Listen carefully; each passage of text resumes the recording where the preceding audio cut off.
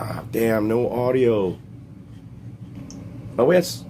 Yes. Yes. Ah, damn, no audio. Welcome, bout betters. What's going on, people? What's going on? What are you doing with your winnings? What are you doing with your winnings, huh? Huh, guys? Look at that. Look at that piece. Let's see here, I get a better view of it here, guys. This is something I've been doing with my winnings of late, is just buying shit, you know? You guys want to know what these are? These are the John Wick silver coins. It's tough to really get a view of the Latin, what it says here. Really nice coins. Here, let me take it out of its sleeve. Here, let me, since we got audio, put me in there. Put me in, coach. Put me in, coach. Let's see. Let's see if I can get yeah, here it is. It's hard. Unida Vidas in Casa Sui on the other side. These are the John Wick coins. I don't know how well they're really making out. It doesn't look so good on the I look like shit. God, I look like crap. But I should actually put some gloves when I'm touching these, but that's quite alright. I'm also a big fan of the Australian silver kangaroo. That's a nice looking silver coin. Very happy with this. It looks like I need a second person over here because I got room. I got room. There we go. Center this better there. All right, guys. Change of Art Experimental IPA. Bell's has good stuff. This stuff you can get at. I need a co-host there. But yeah, I really like this kangaroo, the Australian kangaroo. I think we're gonna get more of these. That's interesting. It looks like I just noticed it has a dent in it. Hopefully, it's just in the packaging, but it doesn't look like it. I don't know, it's just in the packaging, I'm hoping. Oh no, it's on the coin. That's no bueno. That's no bueno. I wonder if that happened in the shipping process. I should have inspected it a little better. Yeah, it's on the coin. The coin is dented. That's not good. I didn't notice that before. That sucks. That's really bad. Oh, it's dented in two places. So this thing was mistreated somehow in its shipping. Wow, I'm going to call and see if I could do something about that, but that's not good. That's not good at all. It certainly hurts the value of the coin, and I didn't notice. I assumed that everything was okay in these, but it got nipped in two locations. That's not good. Let's see if got anybody in the come on, you piece of junk. Oh, Brian's there. Yeah, I got the jersey. It's a Butkus. It's a Butkus jersey. Old school. I'm really disappointed in this coin. I'm not going to take it out of its thing. I'm going to see, I'm going to go right to APMX. I'm going to write them and see if, you know, I can get something,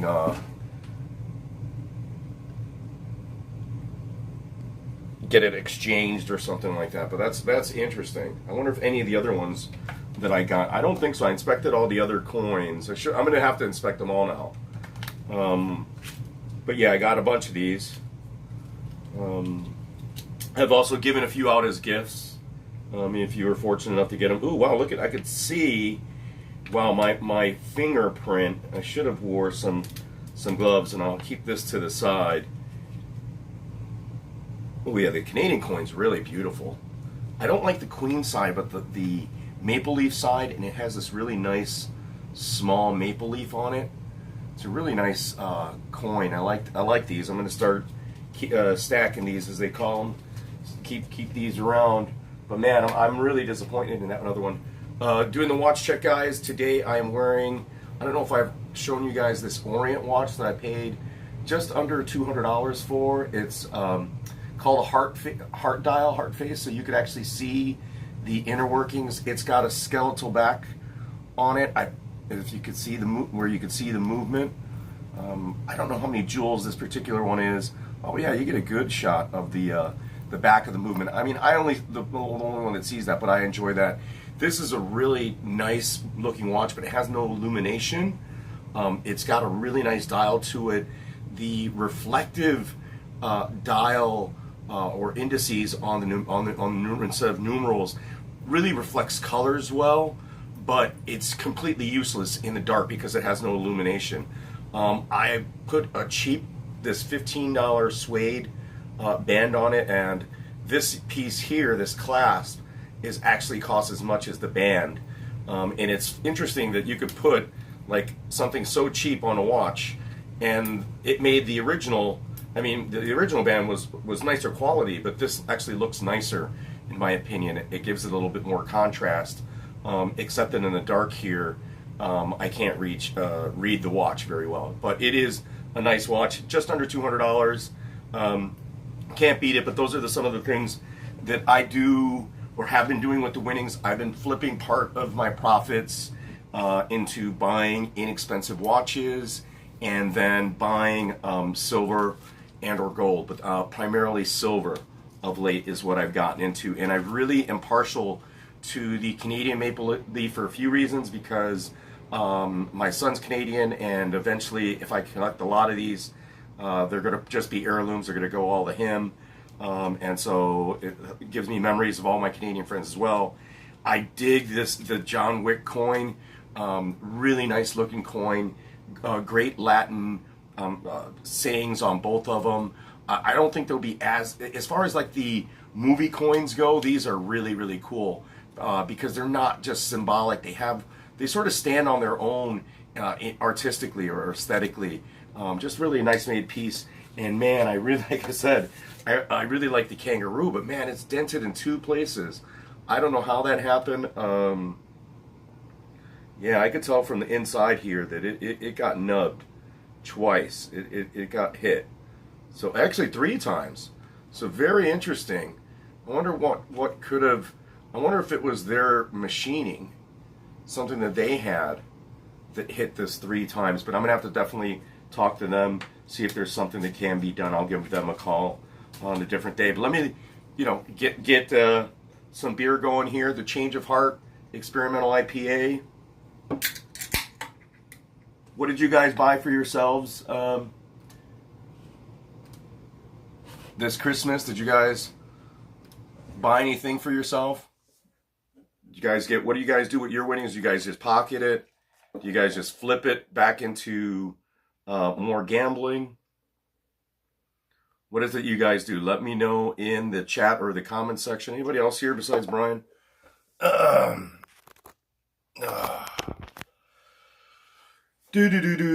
Well, this looks like a very golden looking IPA. It's got a little citrus in there, a little lemony.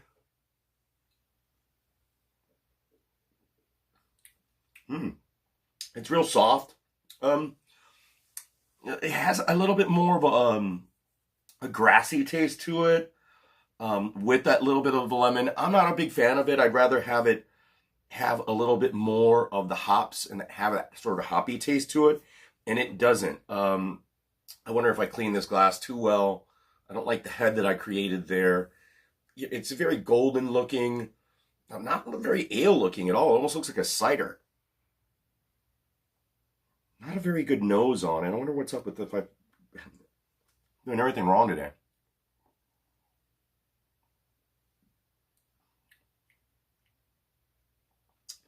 Yeah, I think I had soap still in this glass. So I'm going to toss this out, guys. That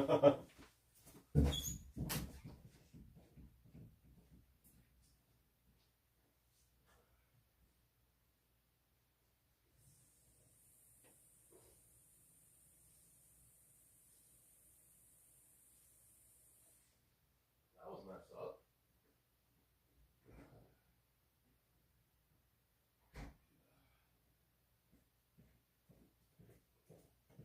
Rinse that out. Go right to the powerful stuff. The big-hearted IPA. Huh? What do you guys think of the coins? Any comments about the coins? Oh, wow. The big-hearted IPA looks very golden as well. Interesting. Oh, that's not that bad. Better color. Slight little more amber to it, but not much. And also a big full head.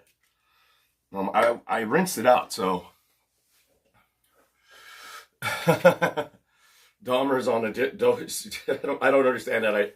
I didn't complete the whole Dahmer series. I sort of got bored with it. I didn't think aesthetically that like it would, or the story was keeping me. I lived through the whole Dahmer era, so I sort of already knew the story. And you know, I'm more of a fan of like Hannibal, especially the one with I forget the gentleman's name. The most recent one on I believe it was Showtime or HBO.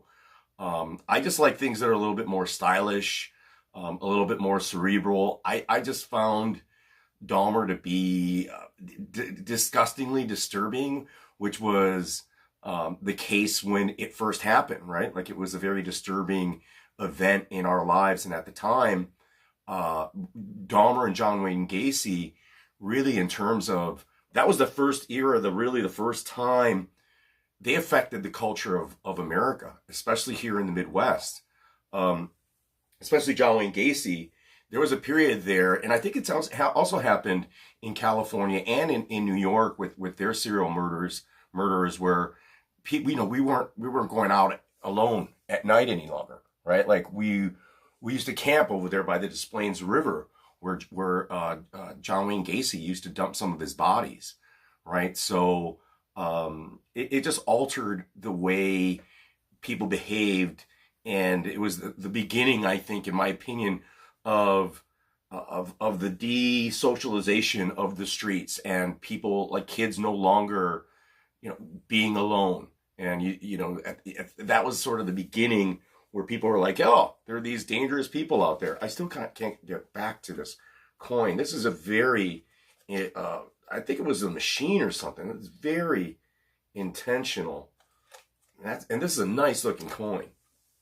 Look at that. And you can't see the dents that are in there, but man, I just can't get over it. It's so disappointing. But yeah, I got this Padron cigar. It's an inexpensive Padron. It smells fantastic. This isn't their vintage line. It isn't their reserve line. This is just their basic Dominican cigars. Padron in Cuba are really fine cigars. They make some great stuff. They're a well-known, well-established cigar brand, known to make some of the finest cigars in the world. And this is a really nice wrapper. As always, needed some aging. It has a little plume on it. I could feel it. It's box pressed. It has a box pressing, which sometimes I don't enjoy. It's really firm and tight on the wrapper, but let's see how the draw is going to be on this sucker. It's a little tight of a draw, which I suspected. I'm getting a lot, you know, as usual, a lot of wood. That's not bad. I love that natural peat sort of, it's just a very genuine natural taste to it. A lot of cedar.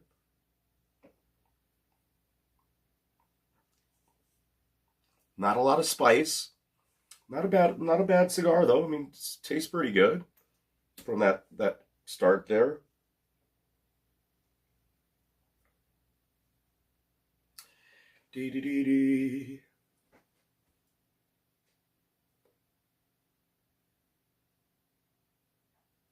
So I didn't make any on the last event. I didn't make any content, and thankfully for everyone, I did it because I ended up losing big on my two main bets, which were Saeed Yakub.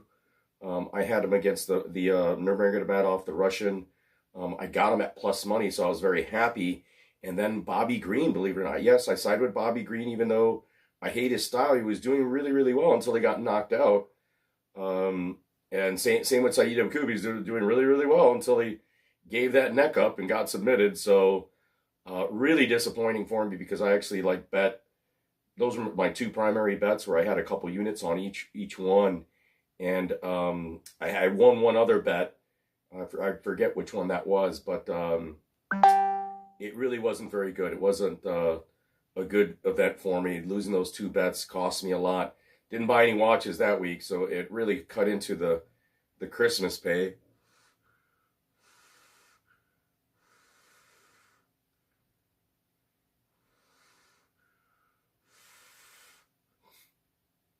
But yeah, you guys seen me do this before, right? Where I don't even suck on the cigar and I get it lit up. I like doing that.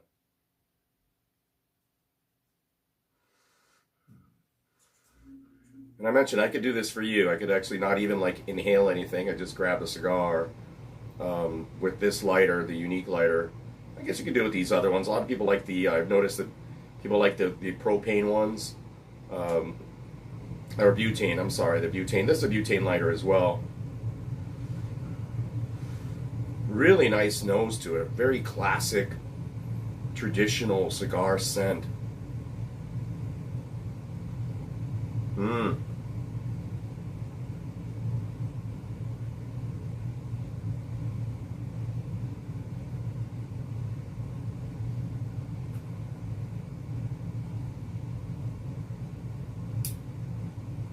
No. Nice. Wow, what a finish. I love that green taste that was preceded by a really good genuine sort of plantainish start.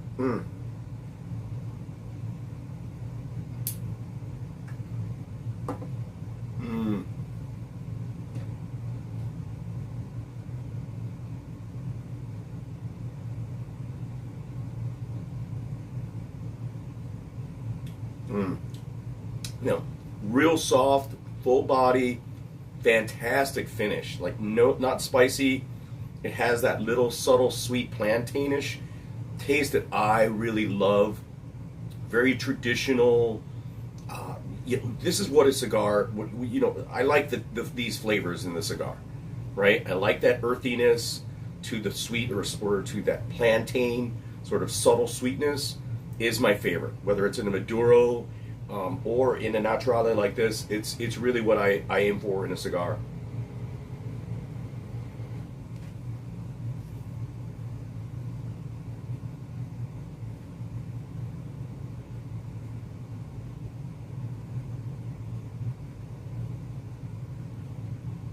And even though I'm moving this and I feel the movement a lot, and that's okay. I mean, too much vibration. I am concerned that I could feel the movement quite a bit. It almost self-winds when you do that. Some watches, if you wear them enough and they're moving, you don't have to power them. You don't have to wind them up. They actually gain energy and power just from you wearing them and from the sort of slight movement back and forth. But this one moves quite a bit, which does concern me. I don't think that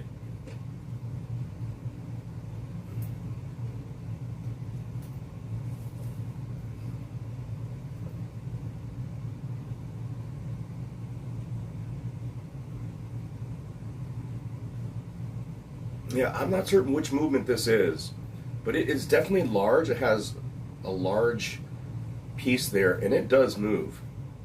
So that's the back of it, right, guys?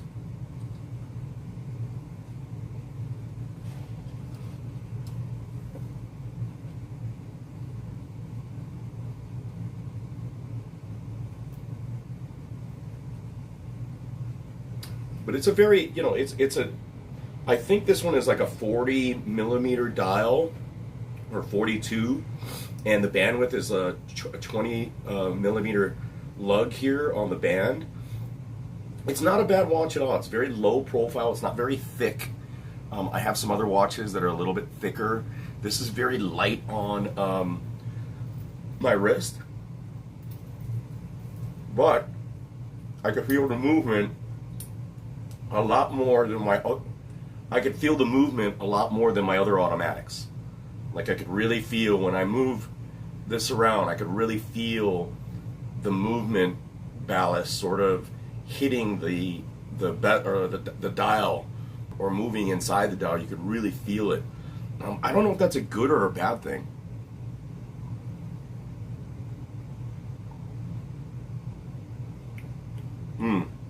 Much better. Less citrus, traditional hops, nice amber, nothing fantastic, nothing overstated, nothing. It's going to go well with this cigar. It's a little smoky. I don't mind that at all. That's all right.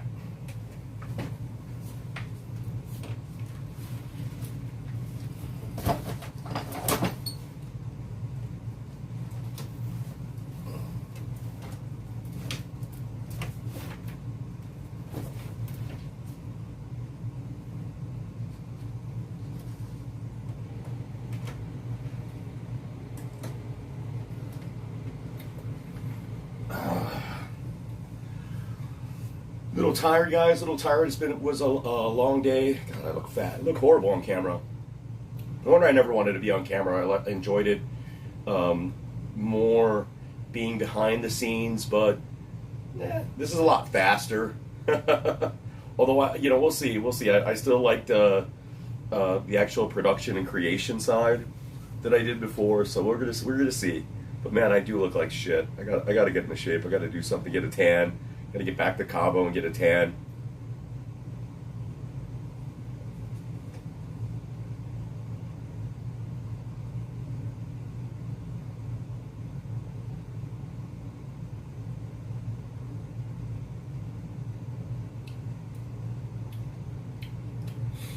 You guys still hear me? We still got sound? No one's in the chat, so it's hard to tell. Yeah.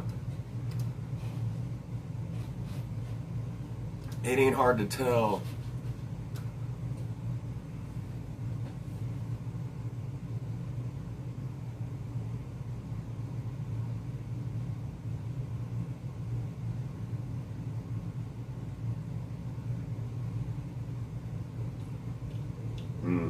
Really nice cigar.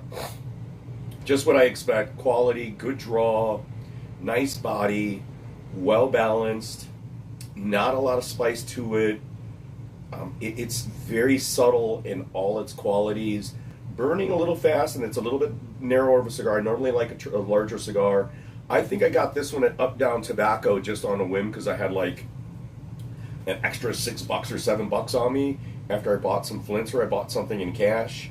And so I'm like, oh, let me just get what cigar would you recommend in, like the $7 range? And he recommended a Padron, and how bad can you go with the Padron? It's sort of a no-brainer. But for $7, it's a damn good cigar. Not my caliber in terms of a ring gauge. I like a bigger cigar, but I mean, I can't complain. It's a good smoke. I get to share it with you guys right now. I could talk about it along with the Big Hearted IPA.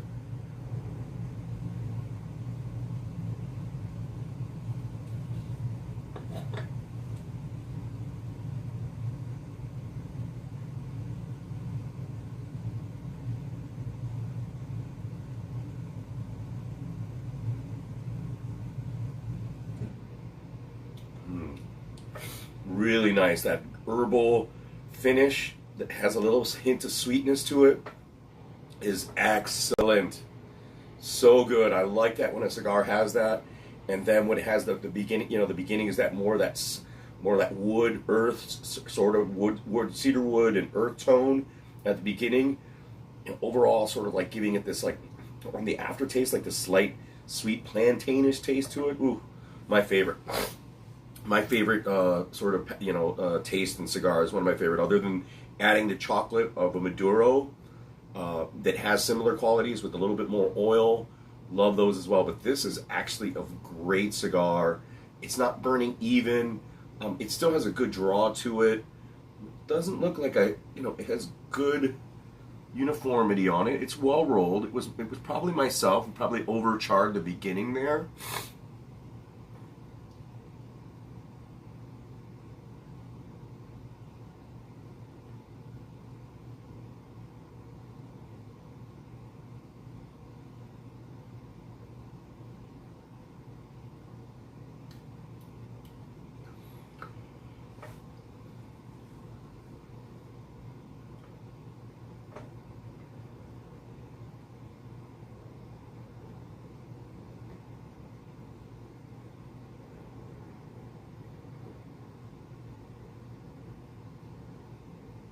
So I have a few more watches coming, believe it or not. I have a gift, I believe, that's due, and then I purchased one more watch for myself. Um, I didn't win last week, and I still purchased a watch. Again, they're inexpensive. They're my category in terms of what my purchasing class for watches is like basically right now like $300 and under. I mean, I do have a couple expensive watches, but they're older watches that haven't retained much of their value. They also need to be serviced. Um, I don't have any Omegas any no longer. I once owned an Omega. I've never owned a Rolex, but I've sold Rolexes before. Um, wouldn't mind getting some of those watches, but the prices right now are outrageous, and you could get what they call homage watches or inexpensive watches, or some watches that are here.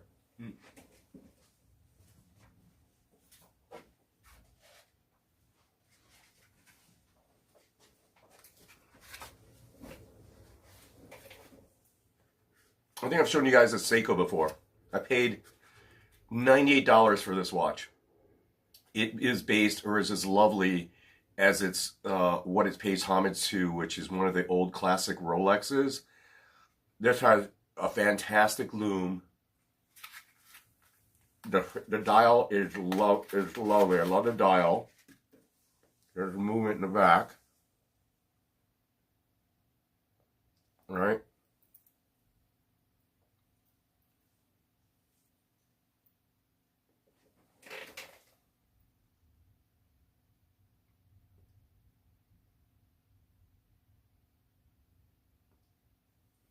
I like this watch that I paid $100 for more than this one that I paid $200 for, right?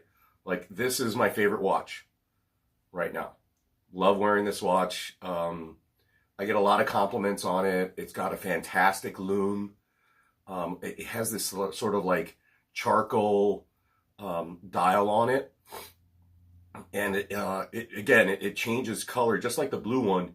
In different lighting, it looks different, but the lume on it, where I actually could see the indices, the number indices, is fantastic. So this is actually functional in the evening, whereas this one is not.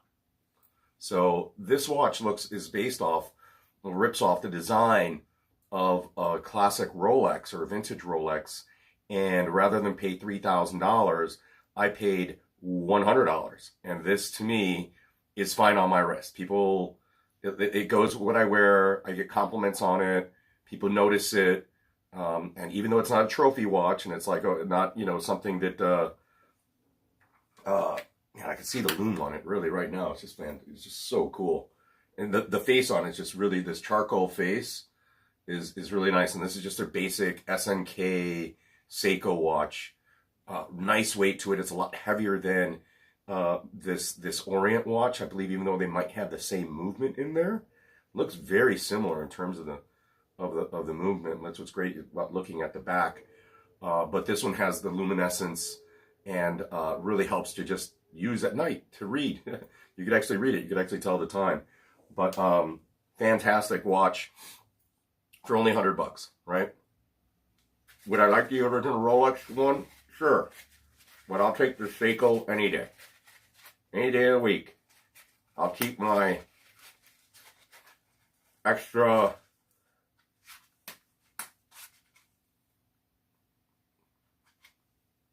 $1,900 and buy the whole series of these, which I have 3 of now. And I'm thinking of buying another one. So the SNK series, great start for your watch collection is the SNK line. They start at like as low as like $89 and go as high as like $239 for this. These are 39 millimeter, a little smaller for some people. I love them. Great size. They are sort of knockoffs of a Rolex to an extent, but they do a great job, and it's a fantastic quality watch and timepiece for your money. So, you know, maybe I'll go and buy one after I'm done here. I'll buy another one, since I shouldn't.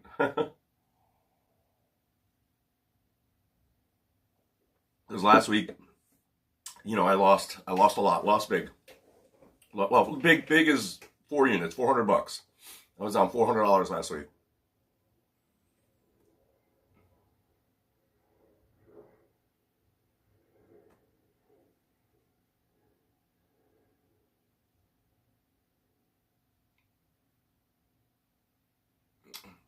I had Saeed Yakub on the money line for 2 units. I had Bobby Green on the money line for 2 units, and then I had each of them to win by decision, half a unit or $50 at very good plus money. And I lost all those bets, and then I won one bet. I forget which fight I won, and they took that profit with it. So ended up losing $400 for the evening. So not good. That's a couple watches right there. That's some silver coins. These coins, by the way, they range in anywhere from $26 to $30. Sometimes you can get them as low. If you could get them down at like 23. I think silver went down today. I think it's somewhere in the area of $23 or $24 an ounce.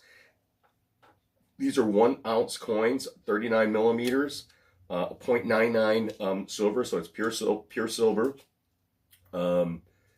You can, you know, melt these down, I guess, if you wanted to. I'm curious to see, and I was asking and talking with Joey, is I wondered if they put an additional, I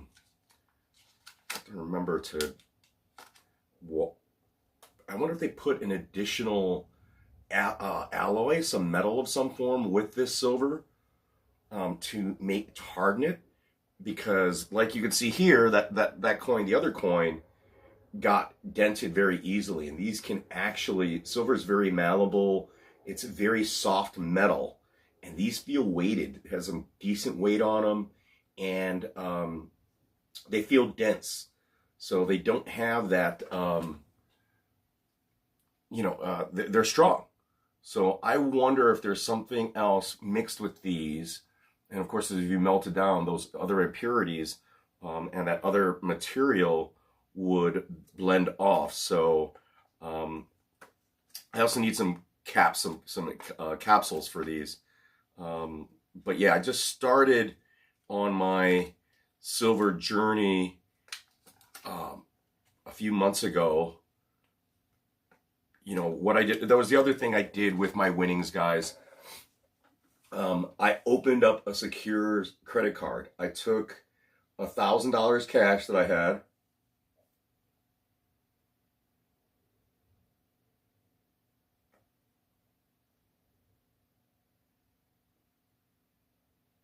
And I didn't have the best credit. Admittedly, guys, didn't have the best credit. And opened up that secure credit card with the 1G that I had from winnings. I think that was from the Dubronx Makachev event. I took the 1G that I made or 1G that I made more than 1G on that event. But I took the 1,000, I part of the profit, and I opened up a secure credit card. And I highly advise any of you to do the same thing. If you have a good winning night, go and invest it in something. Go and open up like a secured credit card, put it, basically it's a savings, right? You're putting it in a bank.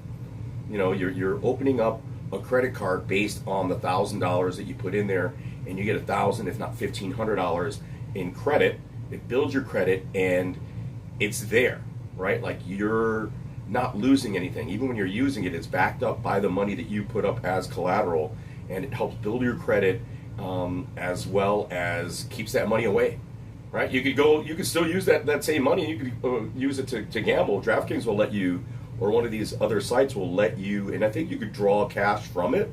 So I opened up a 15%, is what the credit rating is at, which is fantastic, because I have another credit card with that. That helped me build my credit, right? When I opened up that secure credit card, it helped build my credit, and I was offered a 30% interest or something like that via my bank. So, and got a credit card through them, and I'm using that as well. And I'm keeping a slight balance in each of them, but I'm paying most of it off. But I'm holding a balance because I believe I was told that if you keep a balance there for a little bit, not pay it completely off, it helps build your credit. So I spend, and then I paid most of it off, but not all of it completely immediately. So I do hold a balance.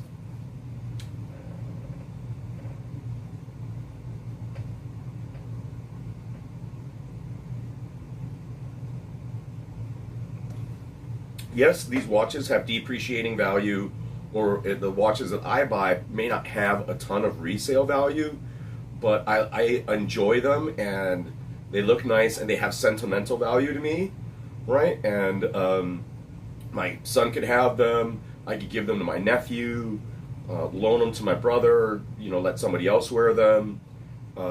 It's jewelry, and I'm not necessarily doing the watches as an investment, neither the silver. Like the silver, I'm not stacking these or purchasing these as an investment per se, but there are a little bit of a savings to me, right? It's just a different way of converting my cash into a precious metal, right, that I could use as cash.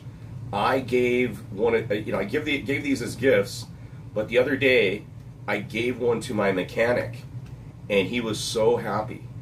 I mean, I also gave one as a gift, as a tip to somebody in addition to cash. Gave a couple bucks cash, and I gave him one of these coins, and the woman was just elated. Like, even though it wasn't cash, she probably would have preferred more cash, but like, she was stoked, right? Like, it made it a nice impression, and just like my mechanic, he really grabbed the coin, and he didn't want to take it. He was like, "No, man." I'm like, "No, this is for you, for good luck, and for all, thank you for helping me out." Because the guy gives me all kinds of deals. He helps me out, doesn't charge me a fucking arm and a leg for most of the work that he does. If he could find used parts, he'll find something used, or he'll be like, "I had that spare over here. I'm not going to charge you for the part at all." You know what I mean? He wouldn't even charge me for the part. It's like, "I'm just charging you for the labor because I had that spare part over here. I put it in your truck. You're good." And he did this throughout the whole year for me. Helped me out when I needed jumps for free. I got my oil changes all the time, and he charged me for those and the other little work here and there. But he did a ton of free work for me. So he didn't want any money last time he was helping me out. He recharged my battery for me, helped me jump my vehicle, and he didn't want any money. So I gave him one of these coins, and he was stoked on it. I was happy that I did that, and because he wouldn't take the cash. He wouldn't take cash if I gave it to him. He's like, "No." He's like, "Anytime." He's my neighbor over here, so I gave him a coin, and he was like, he gave me a hug and said Merry Christmas and thank you, and I just felt nice having them. So I bought like a few of them. I got not necessarily a stack, but I got a bunch of them. Right? I spent a few $100s on these coins, right? Like $1,000 on these things, and I have them around now. And if I choose to give them away, I can give them away. I could trade them for stuff probably. They're just nice to have, and I could just always look at them. They're beautiful. Like this maple leaf, I'm so happy with the maple leaf. I bought 10 of these, and I gave 5 away already. and I bought, I bought 15 of these then, and I bought 15 of the John Wick coins, and I gave away 10 of those as gifts to my friends for Christmas. So that was cool. You know, I like doing that, right? And it's something that bonds all of us, unites us, and that's what it says on the coin. In unity, there is strength, is one of the Latin sayings of it.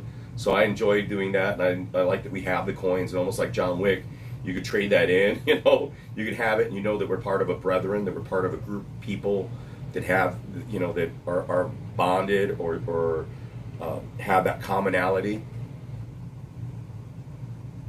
And it's all my gambling buddies too, like my work buddies, gambling buddies. So I'm very happy that we all have those coins. I also gave them to my brothers, my nephew, and now I have other ones that I could pass out, et cetera, et cetera. So they're really cool.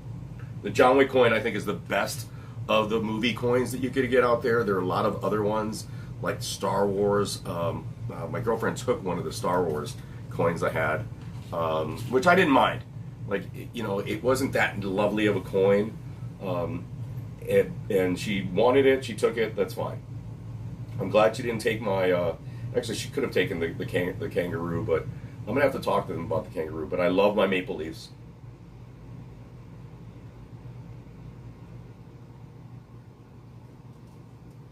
Oh! Damn it. Brand new jersey getting all dirty.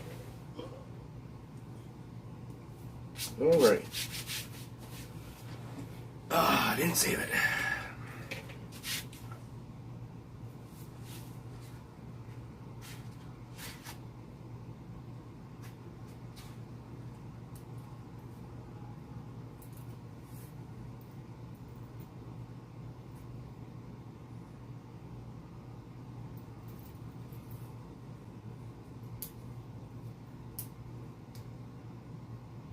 I'm going to keep this on because it matches the blue of the jersey.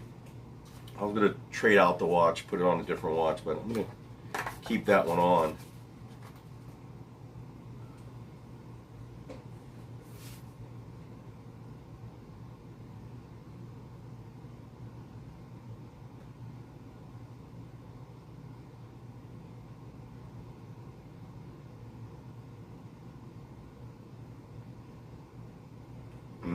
Nice, soft, subtle cigar. Nice, nice smoke.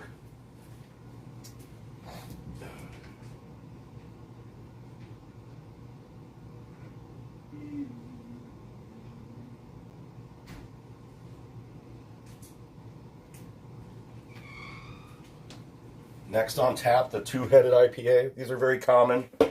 Bell's has always been great. I recall, I forget the place across the street from Medusa's on Sheffield, where that was the first place in Chicago that had Bell's beer. Oh, what's that? Is that? Oh, that's a cigar band.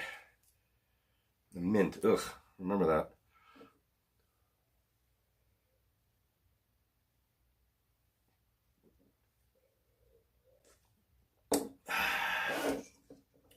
Yes, I'm gonna marry the two beers a little bit. Okay.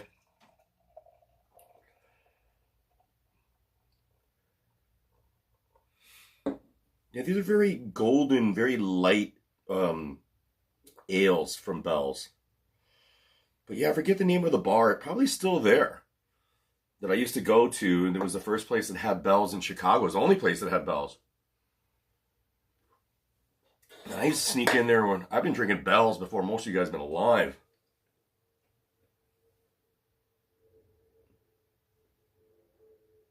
Yeah, I was in college sneaking in there. Had a fake ID. And they wouldn't even ask for the fake ID. I mean, I would show it. They wouldn't even ask for the fake ID. Everybody would go in there and order the pints. And I never had a problem. I don't think I ever got carded there. I would just walk on in. Like, I was underage, like 19 years old. Walk on in, and I didn't even, there were a couple bars actually in Wrigleyville area that I never got carded. I would walk in, 19, 18 years old, had my fake ID if I needed it, and wouldn't get carded. Just walk in, order a pint of beer. I would know what I would want. And so I assume it was just the confidence that like, oh yeah, give me, and I would know the beer. You know what I mean? I'll have a couple bells, and I came here for but I would tell them I came here for the bells, so it seemed like they were like, oh, this guy's got to be of age or something. Like he's a beer lover, or he knew the beer. I wasn't ordering a whiskey sour or what would popular back, not Mai Tais, or I wasn't ordering these stupid Long Island iced teas or these drinks. I was like, yeah, let me get a pint of Bell's and follow that up with a shot of Jack or something like that. And they'd be like, here you go. They didn't even cart. I would not even get carded. I get carded more now, not even at bars, but just in general, than I did back then. Man, I could tell this is a phony jersey. My brother got these. They fell off a truck someplace. I could tell the quality is, you can just tell it's not like real, but that's okay. I'll take it. Well, I have a Buckus now. I have a Peyton jersey. We're Chicagoans. We always got Bear shit. Bear down. The Bears.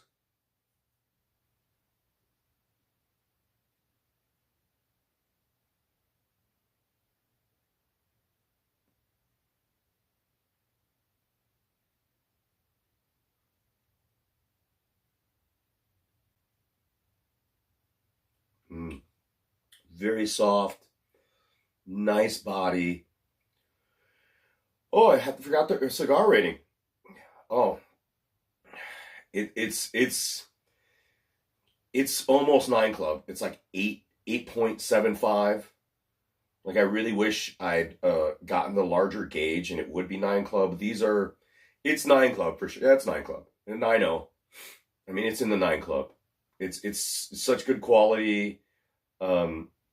It was so well balanced, a good draw, has that beautiful, like I said, that plantain sort of finish, great woods, great earth tone, just a fantastic quality tobacco and cigar. Some of these families, like the Arturo Fuentes, the Padron family, they can't do wrong. When it's sort of like winemaking, even though people may diss the Gallos or the Mondavis or some of these families that make wine, after you've been doing it for generations, and then your son's sons learn it, and then their son's sons learn it, your grandchildren learn it, and you've been in that industry for like 50 years making cigars, and that's what you do, what your family has done, you're going to be pretty good at it. You know what's good, you know what's bad, and they would admit what's bad, and they're not going to give you the bad shit. They'll sell you the cheap shit, but even the cheap shit's not going to be bad. Right? That's our commercial brand, but guess what? We have this other brand over here, and these other select grapes under a different name, but still under the Gallo family, for example, that is going to be very high quality. So, it's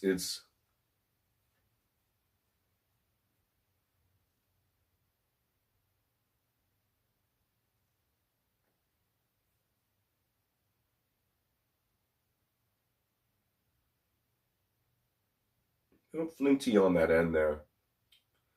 That's all right. Flavors are really nice. So well balanced. It's just like so inoffensive, not a lot of spice. A beginner could smoke the cigar. It might be a little much for them because it has that strong earth tone that I enjoy.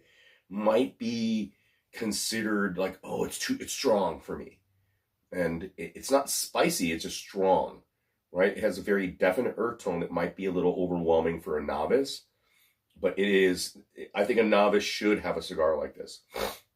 In terms of a naturale, I'm going to smoke a Partagas with you guys at some point. That is another one that I think is very similar to this. But this Padron, in terms of just the Padron, like, it's a little late now, but I should have went back to, this is like, and I don't do that enough because I haven't built a humidor behind me. I haven't built it up, and I haven't been buying cigars as an investment or like I used to, and you just buy a whole box of these. This is a box buyer for sure. You buy a box of these.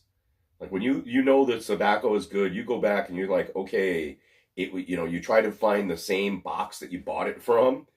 You go back, and I bought this a couple months ago, so yeah, it's just it's too late now.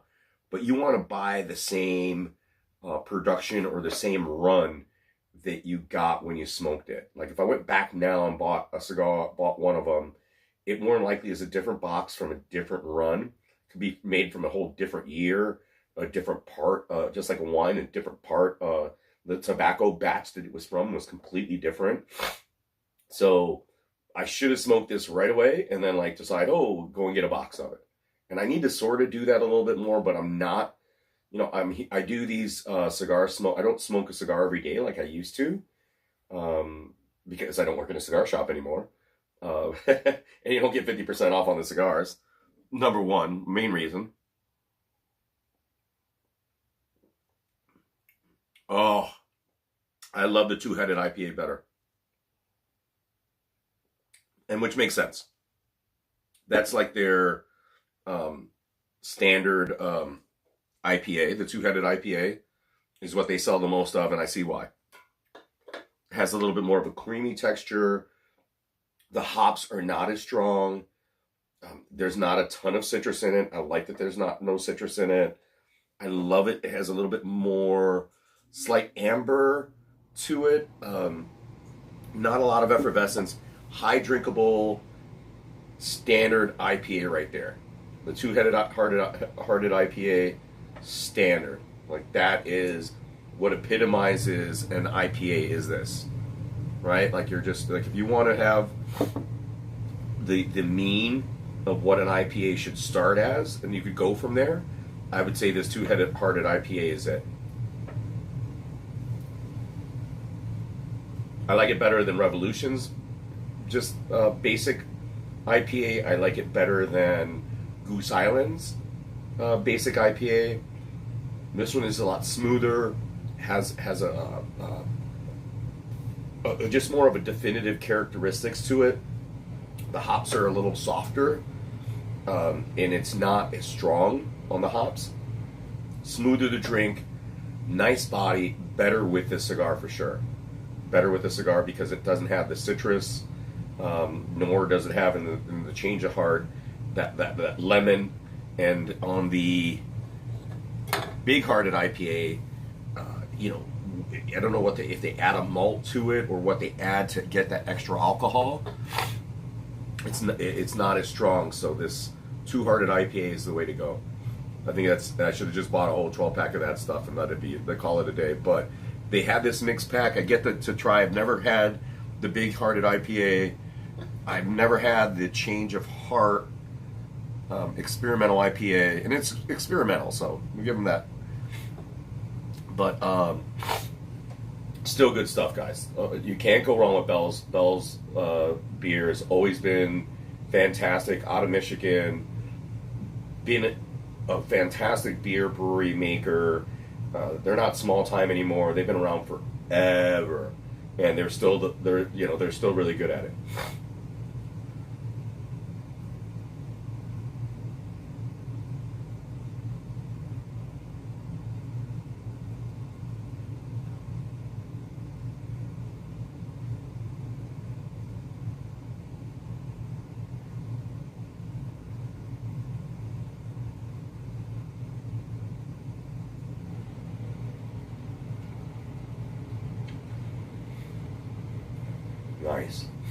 Nice.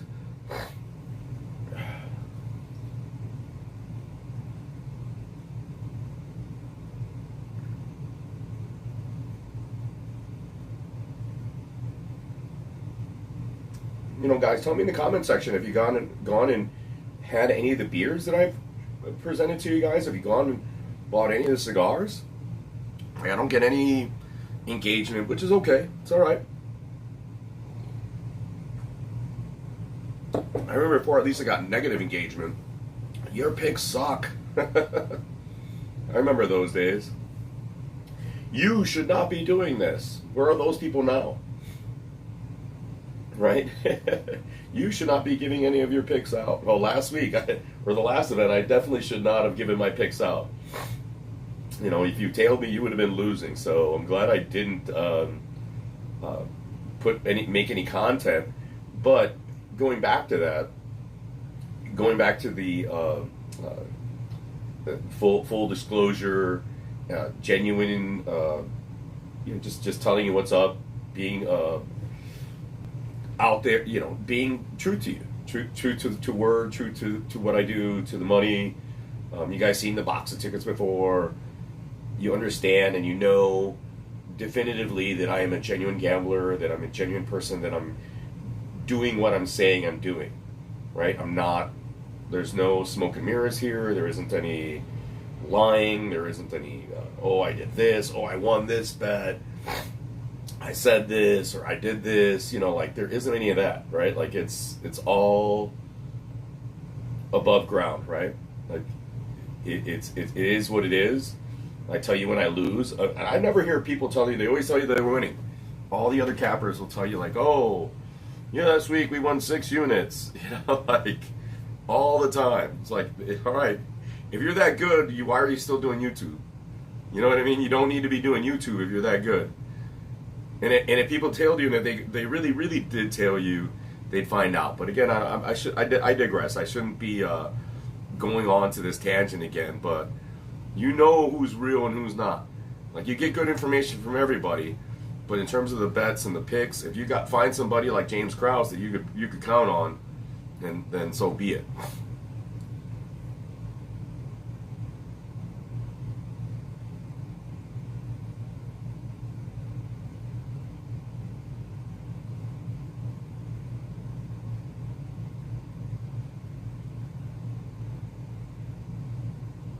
You know, I still listen to Uncle Weezy, you know, Lock of the Night,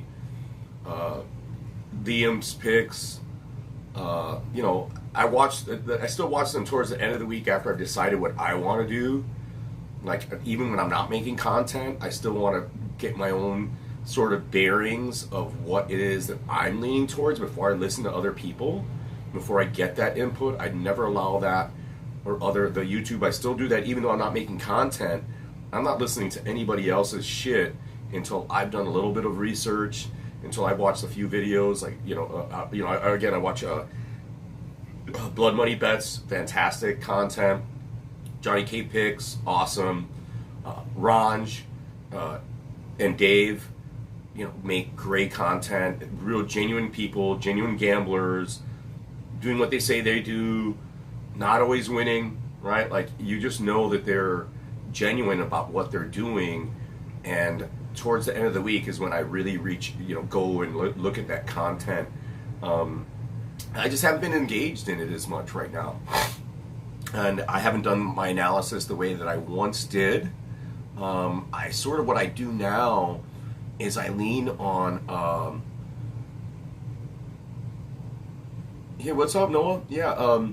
What I do now is I really just focus on 2 or 3 bets for the evening, and then I bet those primarily, right? I'm not prop chasing as much. I still am a little bit, but I just sprinkle those. I like put not gas money, but like, $20, $30 bets here and there on some of those props, and I win those out, or $10 or whatever, just, not a lottery ticket, but a little bit more. And it hurts a little bit, but sometimes when you hit it, it's pretty good. But for the most part, I'm playing like 2 to 3 money line bets an event is what I'm doing. I'm taking that $400 to $500 that I normally would bet and bet like 20 different bets, and I'm placing it basically on 2 now, 2 or 3. So I finally got there, guys.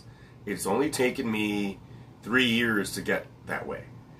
And I find that I'm still breaking even a lot, but when I win better, right? I win a lot more money, and it has a little bit more consistency when I'm only exposing myself to a certain range of outcomes. Like if I have a lot of outcomes and I'm spread so thick. Yes, I'm decent at predicting things in terms of the winner, but I I like what I'm doing right now better for myself.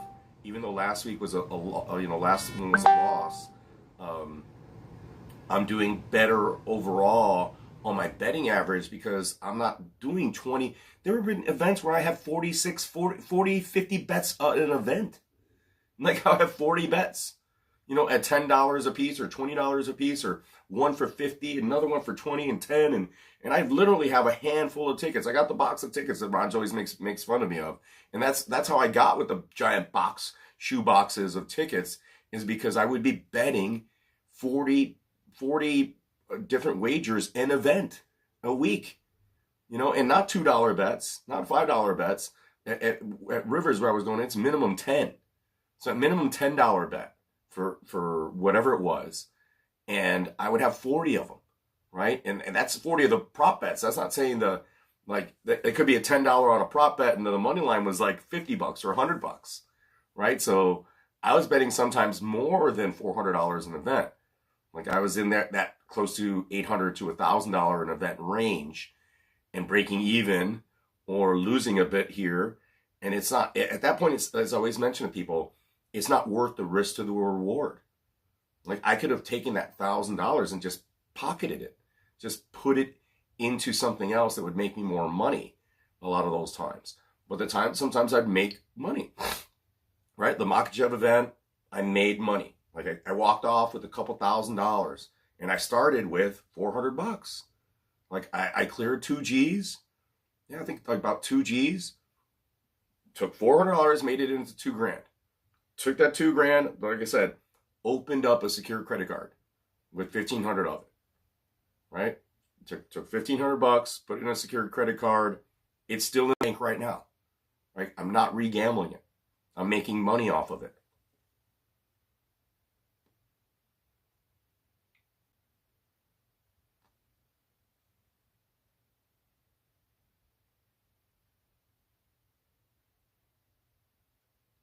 Yeah, no, I mean, I still don't mind the Hail Mary parlays, or what the Lambo parlay is, what Narco Cop calls them. I don't mind that at all. But people have to understand like what the probability is at that point. I've hit those plus 1,700 parlays. I've made, $1,700 off a $10 bet. I've been there, done that. I do I win one of those a year, if not 2. Right? Like it still doesn't pay for all the other ones. It maybe breaks it even. But long term, I'm glad I'm doing what I'm doing. The hard part is still losing.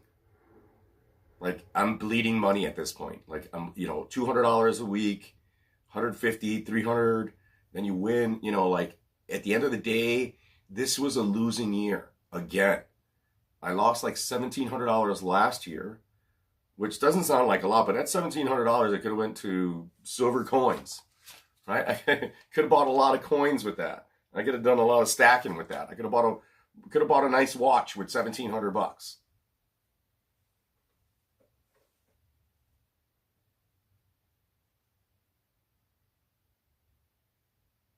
For $1,700, I could have bought the Rolex probably that this is based off of, right? So you put that in perspective. Like, it's just $1,200. It's all that. And then think about the work that you put in, the overtime that I put in, the hours that I put in to risk that and to lose it just in gambling. I always justified it by like, it's my overtime money. That overtime money is like your fucking overtime. You're losing that 16-hour day that was miserable because you fucking woke up at 3 a.m. to get to work and do a 16-hour shift. To lose it all, it's besides losing the money, you're also losing your part of your life. You're working to do it and then you lose it. And I remember somebody telling me that, like, you're telling people to lose their hard-earned money. I was like, hey man, I'm losing my own fucking money. You know what I mean? Like I'm losing more money than you. You're telling me don't tell people what to do, bet this, and that. I'm like, man, I'm betting it and I'm losing it. I'm losing more than you because you're not even betting it, and I'm betting more than you. I can't believe this shit. But now I don't have that anymore. I don't have the haters anymore that are here telling me, oh, I shouldn't do this and all this other crap. They're all gone. Those people are all gone, right? Like, and anybody that comes at me, I don't have to worry about it anymore. It's more of I know what I'm doing, and I know I'm not doing it well right now. It just hasn't been going fantastic because this year I lost $1,700 last year, and I'm thinking I'm a little bit more than that this year. I didn't tally it up, but I think I'm in that same range of another $2,000 this year. So sure, it's just $4,000, right? $4,000. $4,000 buys me new equipment, buys me a new vehicle. I can buy a new motorcycle, buys me a lot of watches, right? New phone, a lot of beer, a lot of cigars. $4,000 or $2,000 this year, or in that range. We're in that $2,000 range this year.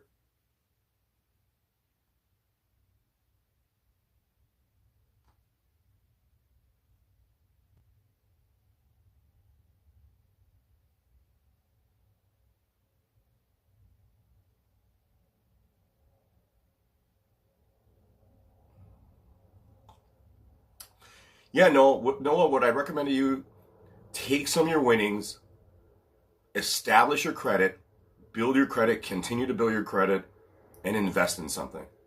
Whether it's a rental property, a property, not the stuff that I'm investing in, like the silver, stacking silver, watches. Open up an IRA, open up a 401k if you can, but an IRA. Start, a secured credit card is not a bad idea. Grab some of your winnings and just put it away, right? Like that money from that one event, I still have it. It's a secured credit card, so I still have that $1,500 from that one event, right? I still have it. I haven't lost it again. I still have it. So if you have a good night, go and put that money away, right? Whatever you do, if you want to buy something, go on ahead, but invest part of it. Whether it's an IRA, you could open up an IRA and you could put like $3,000 in an IRA, right? You could say, okay, I just want $5,000. I'm going to put $3,000 of it into an IRA right now, right? And then you could put the other into your savings, or you buy something like a precious metal. So, buy a Rolex for yourself. Buy something that you have that's tangible, that you could hold on to that winning, because chances are 90% of the chance, all of us are going to rebet that money. So the best thing I did recently, every time I've won, that's how I got at these watches. This is all my watches, all my silver is from my winnings. It's all from my winnings. All of it's from, I got watch money instead of Pandora money, and I have to get Pandora too for the girlfriend. But I was like, I need watch money, right? Like, I want enough money that I could buy a fucking $200, $300 watch.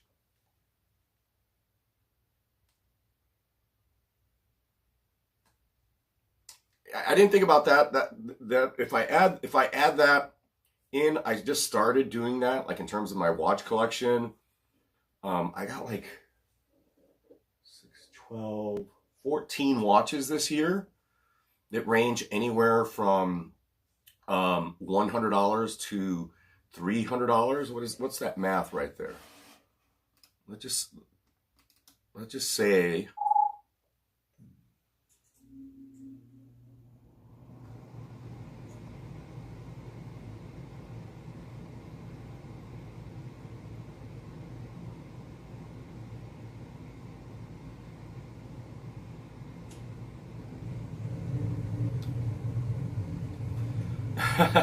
when you start buying watches, you made it. No, well, you keep it.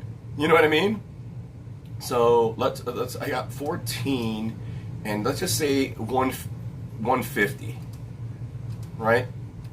So that's $2,100 I have banked in my watches, right? As a mean, right? So that almost evens out my losses that I have. I'm not saying I broke even, because I didn't. I still lost that money. That money is gone. Like, I know I don't have that other 2 G's for this year, right? So I could have had $4,000 in watches. And at that point, I could buy myself a decent Rolex or an Omega or something really nice. But I lost that 2 G's. But at least I retained. No, they didn't give me OT tomorrow. Dude. Well, I'd do it. I could drink. I'll drink. Dude, it's only 7 o'clock. I started drinking at what? 5 o'clock?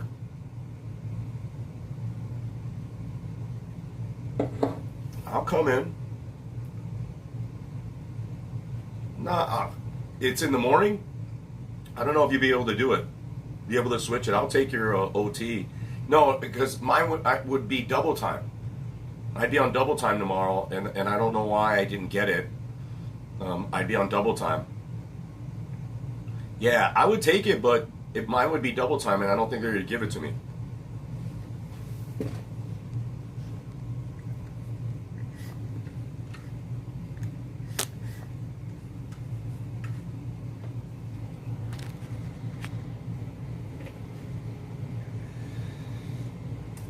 Yeah, I'd be on double time.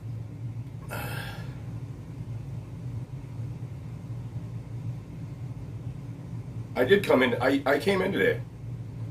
I was at Interline. I was Interline crew chief.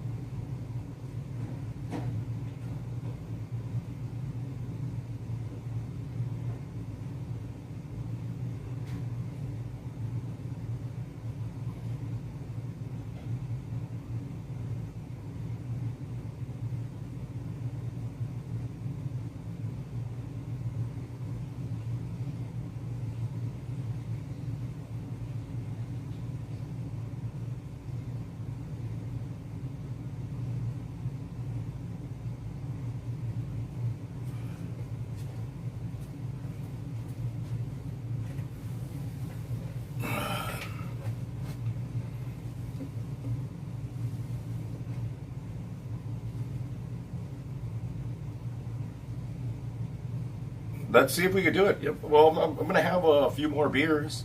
I'll wake up. No, I'm so tired, I'll end up passing out. The US dollar is losing value. Yeah, everything's losing value, man. Inflation is worldwide, right? You know, what's a wise investment nowadays, you know?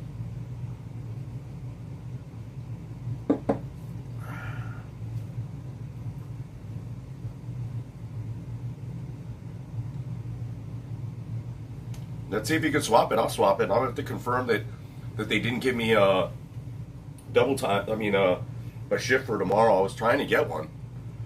But I didn't see it. But the interesting thing, Brian, is I could still pick up. And for the first time, they let me. They didn't say, "Oh, you've exceeded like the 7 days in a row" or something like that. Like I could pick up. But they didn't give me, which I used to not be able to do, but they didn't give me double time for tomorrow. Yeah, I'll give you a call. See if we can make it happen. I'll take that double time. Yeah, especially since they put you on ramp over there at G9 or whatever. I'll take that shit.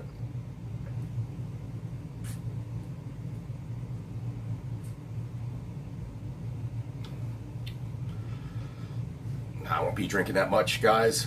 I have the 2-headed IPA here.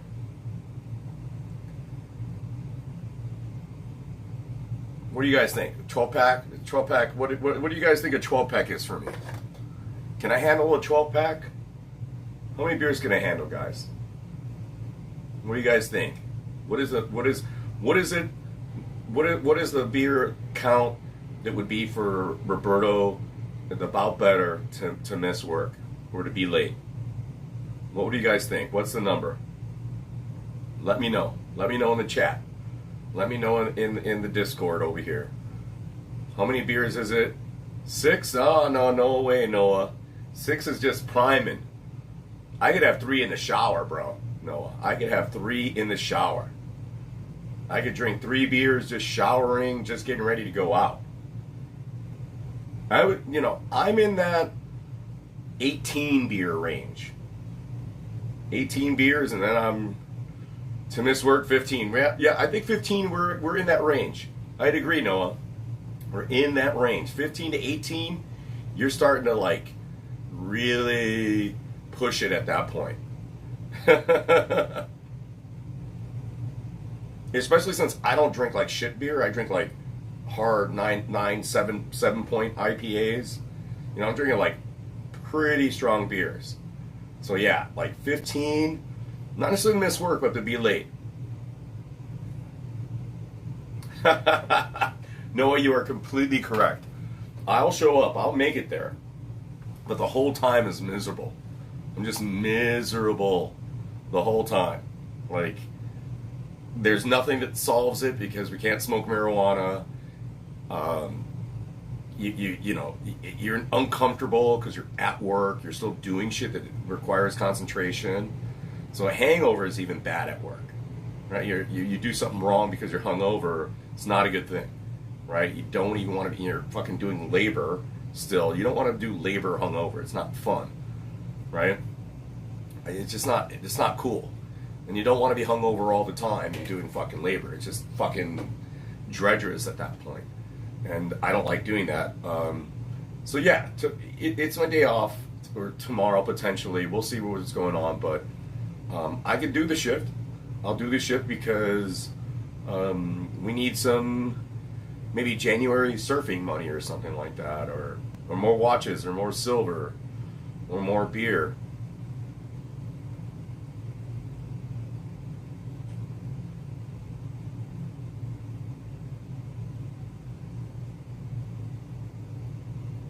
Well, Noah, the worst part of my life and every bad thing of my life that's happened has been with alcohol.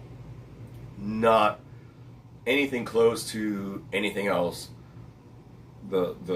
What's caused me to not be as successful in life is definitely alcohol. Right? I could have been a lot more successful if I hadn't had alcohol with me and burned bridges, lost money, even in gambling. I've had worst nights I've had is when I'm drunk and I walk over, like throwing $400 on Nate Diaz to win against Leon Edwards in the last moment, or Ortega to get the sub against Volkanovski, in round 2. Like I'm drunk, fuck it, it's plus 1,600, I'm doing it. Oh, fucking Nate Diaz plus 2,600 round 5, I'm doing it, throwing the money on it, I got it. Drunk thinking. Those are, I would argue those are like 2 of my worst bets, but they're also 2 of my best bets that I've made that in the past couple of years. Because what if Nate Diaz, he had Leon Edwards on the ropes that final round. What if Ortega gets that sub? I threw $100 at him. At that moment, he was like plus 1,800, and Nate Diaz was like plus 2,200 or something like that. It was ridiculous. When in the final round, I threw $100 on it. That's the kind of betting I do when I'm drunk. Like, oh, yeah. I should have did like Pieta, round 5 when I was drunk. And I was like, he's gonna knock him out. He's gonna finish this guy, and then he does, and I didn't because I cut myself off at a certain point when I lose my bank now. If I lose the 400, usually it's like $400 to $500 that I bet with an event. If I lose that $400 or $500, and there's still fights left, I just stop. Even if I have an inclination about something, I usually just stop. And I shouldn't have. Those fights, but I got to stick to what I'm doing, right? If my bankroll for that event is done, it's done. So it is what it is. Yeah, drinking and gambling. That's why they want you to drink. Drinking and gambling is not good. Not good at all.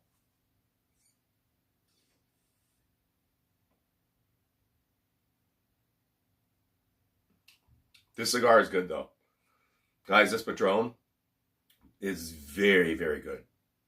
it's burning so well at this point when it's a little nub like this, and it's still burning evenly, not burning hot, and still has a lot of flavor. It means that it's just fantastic quality and craftsmanship. Like both the quality of the tobacco and the craftsmanship of the roll is superb. Like it's still the same as it was in the middle, as it was in the beginning. It's actually gotten a little better. Like it has the flavors are just more defined. That's a big positive. And for it to just be that's because Patron is Patron.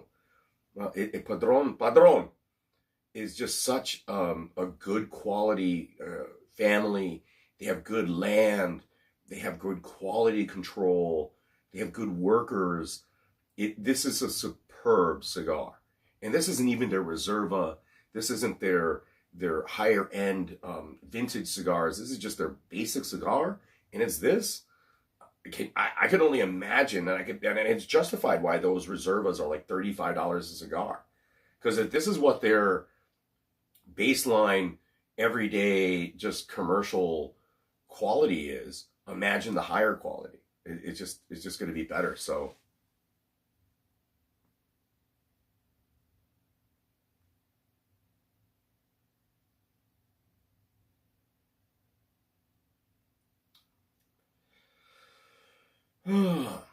yeah, I'll take that double time if they give it to me. I have to check and make sure that they didn't. I didn't see it. What was very interesting was at my work that they didn't offer me the double time today, but I was able to pick up a shift. So I could have picked up a shift and worked tomorrow a shift. And unfortunately, it has to be early for me because I'm going out with my girlfriend tomorrow night. So I have to work in the morning again, which I hate.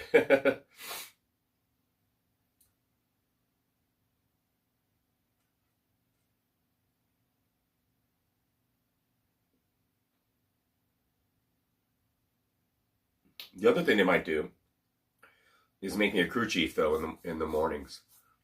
Even if I pick up a shift, they'll like move me to crew chief someplace. Guys, I am a crew chief. Triple C right here, or double C, crew chief.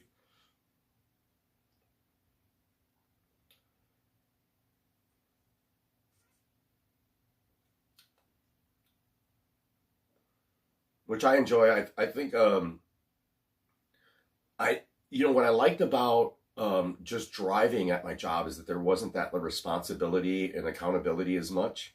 Like you just need to get to your plane, grab the bags, and dump them off someplace. Whereas crew chief, we were like accountable, and all the supervisors are always watching you. Especially the other night, like a supervisor was all with me, which is fine. He helped out a little bit, but he was watching me the whole time. I hate that shit. I hate when people helicopter me as I'm doing work. Always have hated it. No matter what type of work I've done, when the manager is sort of like hovering and just hanging out watching you, it's just uncomfortable, pisses me off, throws me off, and I don't get motivated to do a good job that way. I'm paying more attention to them watching me than I am doing what I'm doing. And then you still do something wrong. Right? Like, oh, I didn't grab that initially right away. Right? Like you're just not in a normal flow because I'm just distracted by that. And I wish I had better concentration and didn't allow those people to throw me off. But I get thrown off by it because I almost want to tell them off, like, don't helicopter me. When I had my own business, I was able to tell that to people. Like, I had a customer when I would do something wrong at the end. She could, or he, or she, or he can tell me, I'm not happy with that, Roberto. That doesn't look right. Do it better. And I didn't mind that, right? Like when they would come in and be like, Roberto, no, that's unacceptable. I don't like this. I don't like that you did that. I don't like the way you did this. That was okay. Like they didn't helicopter me, but they came in afterwards and like spotted everything I did wrong. I respect that shit. Like they're like, oh, you didn't do this. I wanted it this way. I wanted it in this position. I wanted it over here. this is crooked. This is not level. I appreciate that. Like, take off, let me do my work, and then if I get there, cool. The only time I like for example, one time a woman was helicoptering me was I was hanging a mirror, this giant mirror. This thing was it was huge. I can't believe I did it myself. It was like 40, 60 inches, like huge. I couldn't barely hold it with my arms. And she watched what I was doing because I put it on this piece of paper. I was like, I need or a piece of cardboard and paper. I'm like, I need to make a template of this. I figured it out. I needed to make a template to put on the wall first, where the holes would line up, and then put up the mirror, because there was no way of doing it any other way. So I had to make a template of it. So I had to like grab this cardboard or this paper and literally trace out the mirror and the anchor points that were there. So I grabbed this, piece of cardboard, taped up this cardboard. She was watching me doing it. She's like, "What the hell are you doing?" I'm cutting this shit up. I was like, making this template. So I made a template of the mirror, because it was odd shape with these circles and shit like that. And I fucking traced it out, and she was scared that I was handling the mirror, because it was like $1,000 mirror, $2,000 mirror, whatever it was. Crazy fucking expensive, stupid mirror. And I was making the template of it, doing the tracing of it. And she watched me do it, and she was like, "That's a good idea." Like that instance when she was helicoptering me, it made me feel confident that my solution was correct, that my approach to what I was doing she was supportive. She was like, "Wow, look at this guy," and that made me feel good. That was an instance where the customer saw what I was doing and the work that was entailed. She gave me a big tip too, right? She gave me a big tip because she saw, like, man, this motherfucker had to think that out. He made a whole template. And so then I was able to like stick the template up, measure it out, level it out, right? Had to make it level, put it on there, got it done, right? Like, crazy ass mirror. Never again. Actually, I could do it now, because now I know how to do it, right? Like, I'll do it again. Oh, you got a crazy mirror? You know what? I'm going to make a template of it. Let me put it in the box. I'm not even going to take it out. I'm going to fucking put a sheet of paper on it, trace it, use some tracing, some chalk, like chalk or pen, make a tracing of it, put the tracing up on the wall, drill the holes, put in the anchor points, bam, we're done. That's why, like with the TV mounts, you did a lot of TV mounting. Now they come with a tracing of like the mount points, right? It comes already with something you could pin in or tape in and put that on the wall and drill your holes. Same with doors, like cutting holes in doors, et cetera, et cetera. So that was an instance where I didn't mind the helicoptering.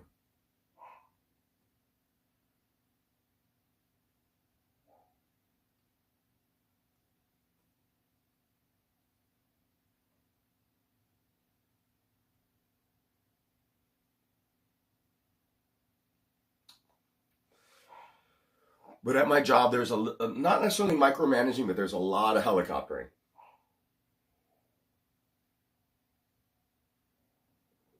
And there needs to be. I agree with it. Like, you need to know, constant on camera. Like if I were in the jewelry business, if I were in the watch business, I would be constantly monitoring my business. Or the jewelry business, or anything that was like required an attention to detail. If I were a manager or owner, I would definitely want to be observing what's going on. I'd want to know if my employees were robbing me, if they were skimming on something, if they were cutting corners, if they were doing something wrong that could hurt the integrity of the product or affect the overall outcome of the product or outcome of what our objectives were. I definitely want to know what it was, and I want to be able to know and then address it with the customer and myself and them, so I could correct them and help them. But I'd be more in a learning mode, where I will be, hey, I noticed you did this. Why don't you do this? You should have done this. This is what the procedure was. My dog's barking. Let me get it, my dog.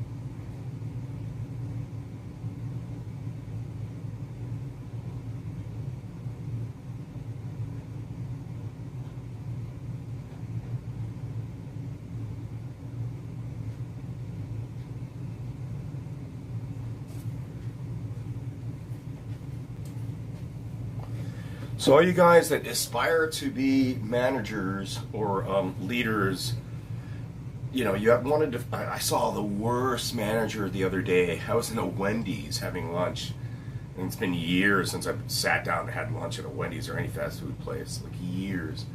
And I saw the worst fucking manager I've seen in my life. I was like, damn, I would not want to work for this fucking bitch. She was like, oh, I'm annoyed, blah, blah, blah, blah. Oh my God. Just listening to her was the worst. She was berating her assistant managers, demeaning them. Just the worst. Just horrible. I was like, how did this woman become a manager? And there's so many managers like her that literally have no, like, she's like, oh, you created a problem, now you want me to call somebody else to fix the problem, blah, blah, blah, blah, blah, blah, blah, blah.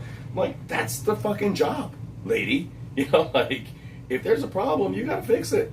You're not gonna tell the boss that that there's these scheduling issues or that there is this merchandising issue that you need to resolve, that once it's brought up to you, even though you got it last minute. That happens to everybody. And she was like, I can't, these people are going to be upset at me if I'm calling them on their vacation with these problems. And it's like, well, either you're going to fix them yourself, or if you can't fix them, you got to call those people to help you fix them.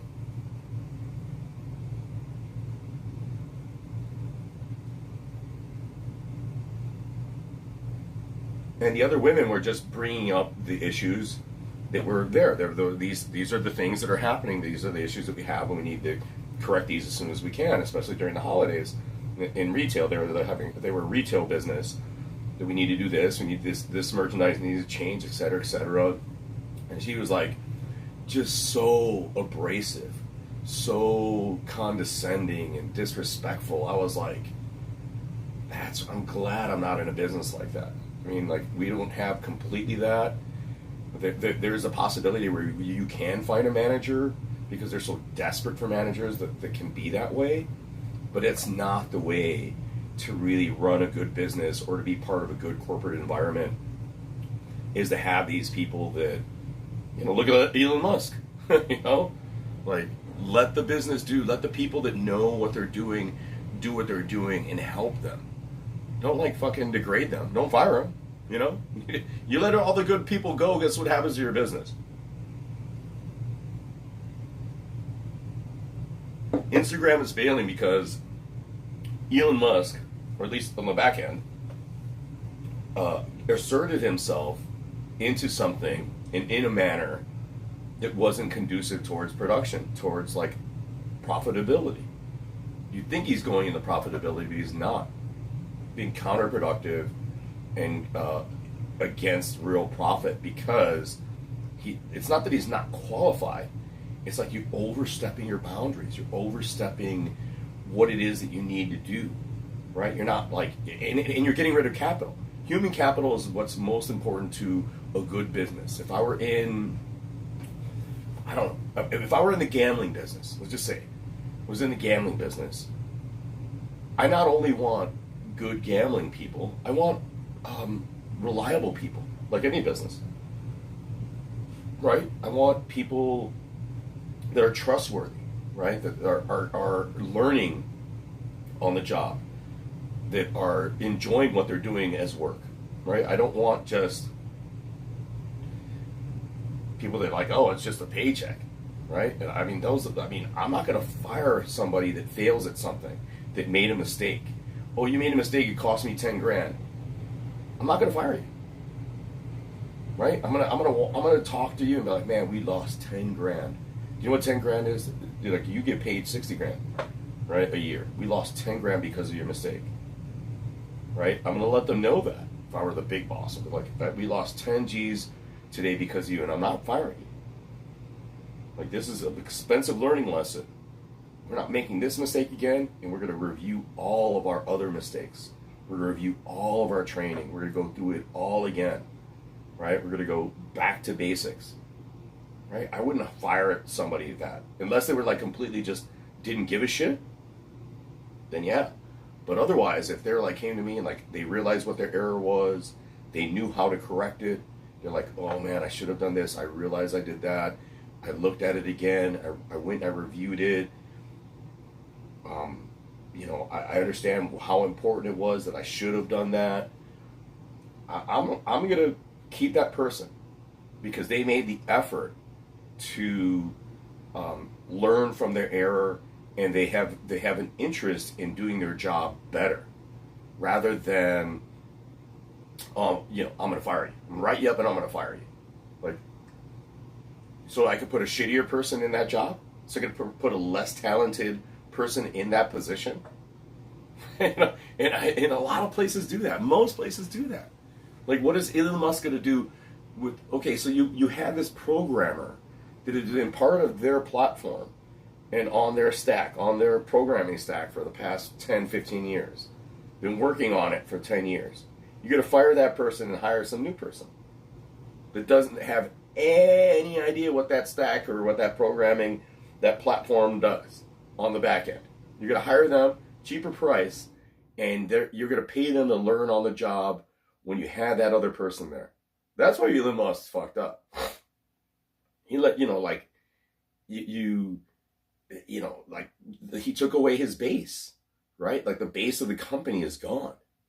You can't fire the base of the company just because they're higher wage people.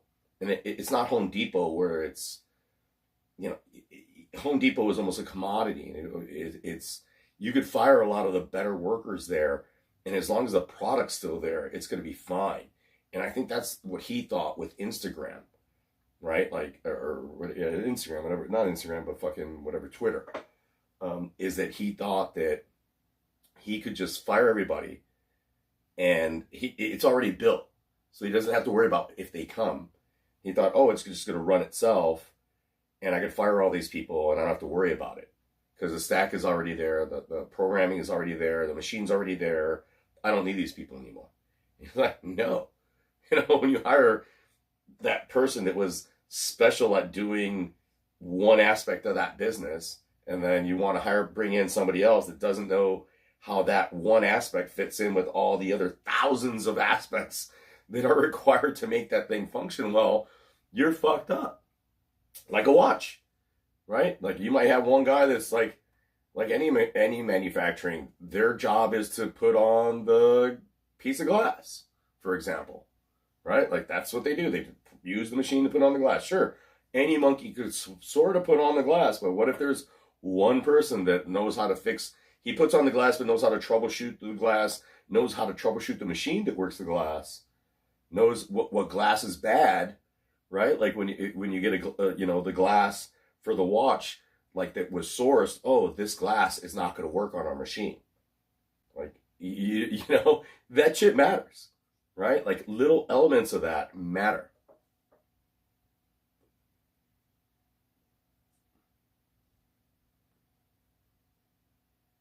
And places that like to fire people and that have that level of turnover, yes, they could be successful, but long term they're successful, but they're still bleeding money, right?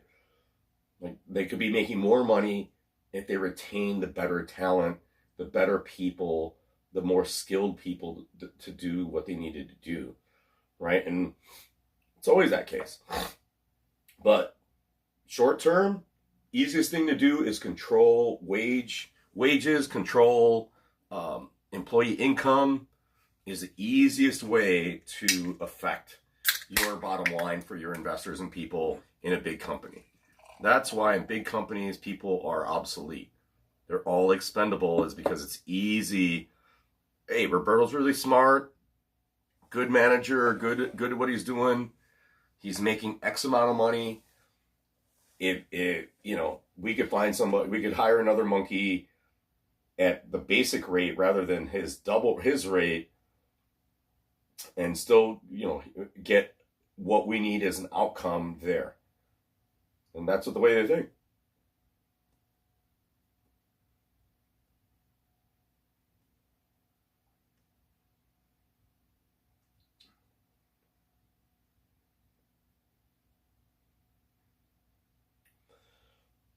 That is what it is.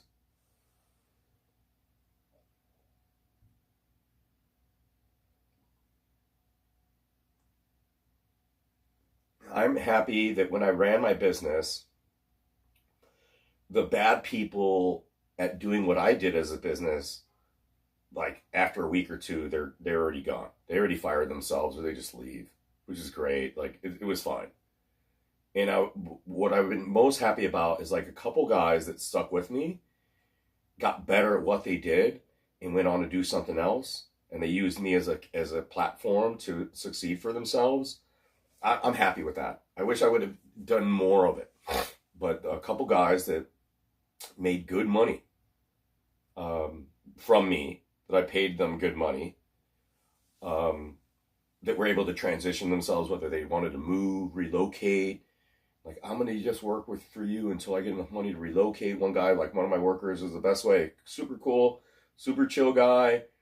He wanted to buy a property in Minnesota. He bought a property. I don't have a property. I paid him enough money where he worked to buy his own property in some obscure place in Minnesota, wherever he's at, Michigan. Saved enough money that I paid him. I paid the guy. You know, he saved enough money from what he made off of me to buy a small little property with also some inheritance money, mind you. But he left. He left me to go and do his own, he's like, I'm relocating myself. I bought this property. I'm in the boonies. I'm going to make my music, do this other shit. Thank you very much. And he moved on. Fuck. I mean, in a way, I'm successful. To me, I'm successful. I help facilitate that kid's dream. I help facilitate his move.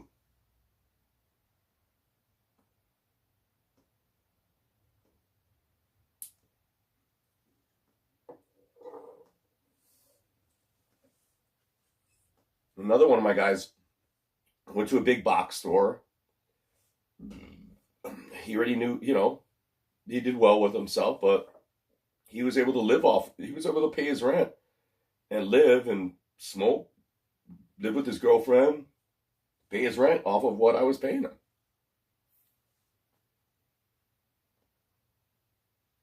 He made more money than me. Both those guys made more money than me as the business owner. And I told him that. After taxes and overhead, I told him, man, you're making more money than me, bro. So if I tell you to do something, or if we're having these issues, or we got to do this work, we got to be there 5 a.m. I need you there because you're the one making the money. At the end of the day, you're making more money. Those guys made more money than me. My employees made more money than me.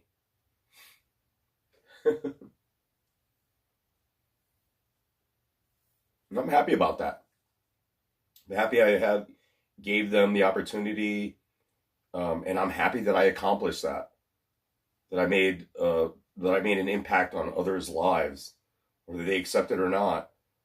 That I ran a little company, moving company, where a couple guys were able to like buy new trucks, buy a new house, or just move, like make moves in their lives using the work that I provided to them to help them facilitate that. That's all that I want in life. Like, I want to do that again. I'd love to leave what I do now and go back to doing that, like making opportunities for others, right? Like that's my life goal. That's being, it's not just being a boss. It's like that. I like that.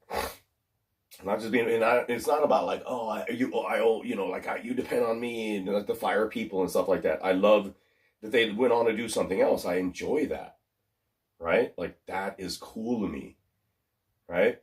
Like, I wouldn't mind hiring somebody and like they move on to do bigger things, even in the same industry that I was in. If I taught them a certain business, I watched that Trax NYC guy. He got pissed off at one guy that he taught as a jeweler, and the guy branched off on his own. Now he's pissed off.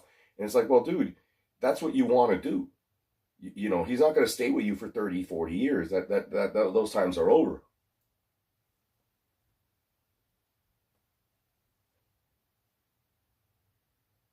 You gave the guy an opportunity. He produced for you. Now he's producing for himself, and he went with someone else, went to a competitor, or became your competitor. You should be happy that you got to this guy to the level where he's at. You know, you should cherish that and embrace that rather than be confrontational or contestational about it, right? Like, you should be like, fuck, man, I made this, look at what I did. I made this guy, he's competing against me now. That's okay. Like, even in being a general, like in an army, like or an admiral, like you got your CO, you got your lieutenant. What do you want? You want your CO and your lieutenants to always be fucking lieutenants? You want your privates always to be like schleps for you? You want to be on top the whole time? You want those. That's the real success. Is you want your captains and your lieutenants to become admirals. When you're already an admiral and you got all your other boys that you like, oh my God, I'm an admiral now, and now you're an admiral, and you were my private before. I brought you up. You worked under me, and now you're with me at the same level. That's great success, man. That's the in business or anything else. I wish I was there. I wish I was there, guys. That's a dream. That's life goals. That's always what I enjoyed. The value of being with people is improving their lives and getting them better. And then when they're like better than you, like when they shine and their talents are better than you, come on, that's something to be celebrated, not hated. Not to be, you shouldn't be offended by it. When somebody that say they were in my business and the next thing you know they got better at what I did as a business better than me, I'm not going to be angry. Please take as much of business as you can.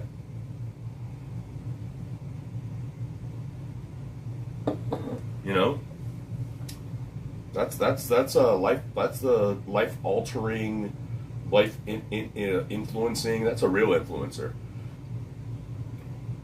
Like influence here are about consumers on YouTube. We're all influencers for you to consume.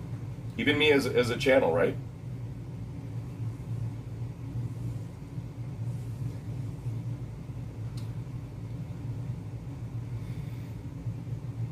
I would say the real influencers are those people that allow others to grow, others to build themselves and become better at what they do. And I've done a little of that. Would I love to do more? Absolutely. Absolutely. And should I've done more? Absolutely.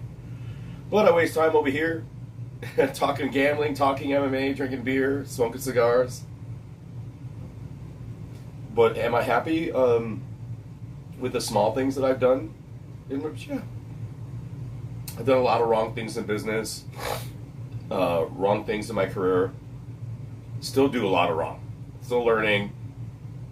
Still fuck up. But I still learn from it. I'm in a new industry. I'm still learning.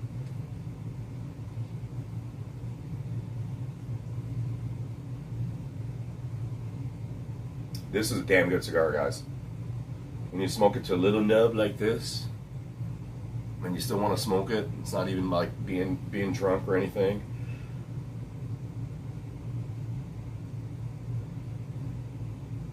But you younger guys, like, don't be afraid to learn from other people. Don't think that you know it all. Don't think that other person knows it all. And don't think that other person's like has you on shackles. Right? Like, adhere and get with the people that could help you accelerate what it is that you want to do. For me at this age, it's really hard. But for you guys that are still young, it's not that hard, guys. It's not that hard. It's not that hard. Fuck the money. It's not about the money. It's about what you want as outcomes. What you enjoy as an outcome of what you're doing. What is it that you're going to get happy at the end of the day when you made something or you accomplished something that you're like, fuck, man, I kicked ass at that. I did a great job. When that self-gratification matters. And yeah, maybe it doesn't. Some people are like, oh, an ego, you got a lot of ego. You know, you're all ego. Your ego is fucking holding you back, etc., etc. Fine. Accept it. I accept that. I definitely have an ego. But I enjoy and I can still relish those kids, those people are still going to come and be like, Roberto, thank you. I mean, they still like, or I can still see them.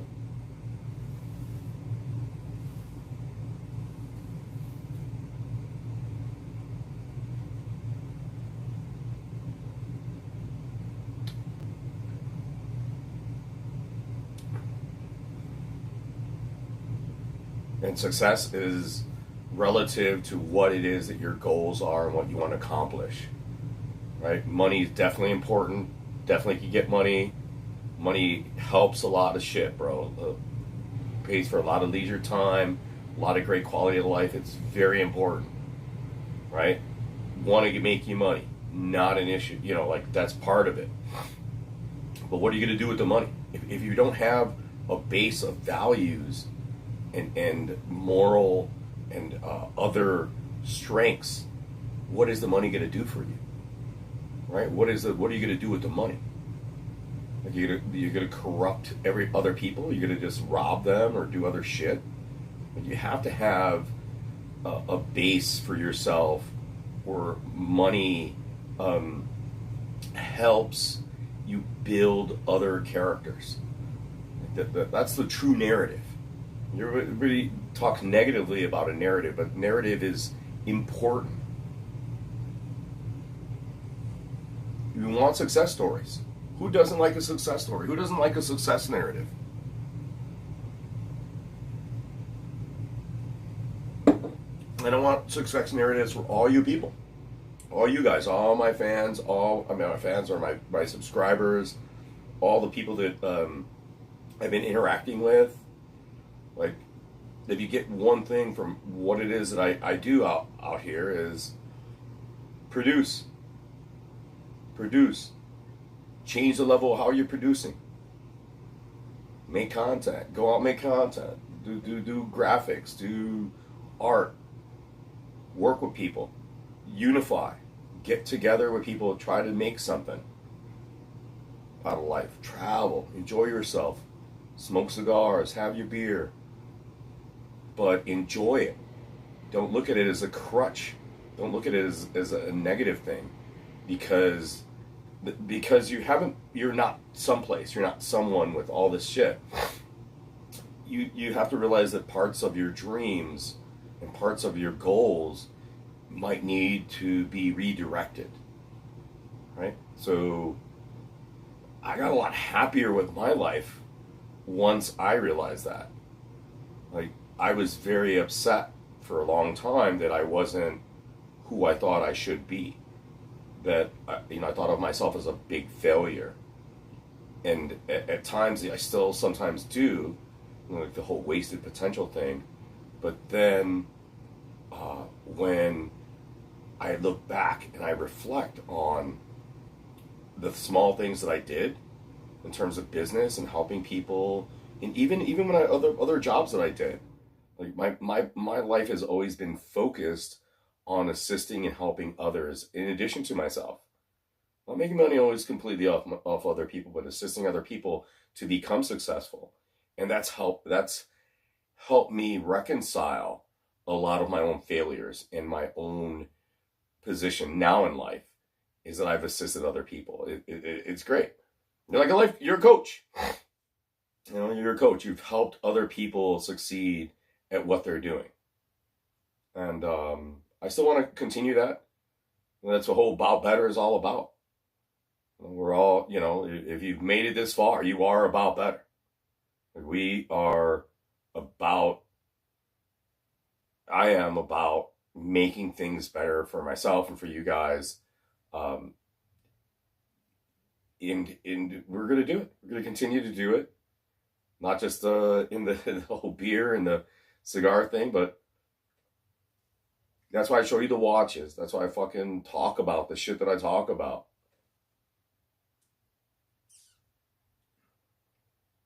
A good cigar. And appreciate the small things, the small successes in your life, the small victories, right? And then make bigger goals.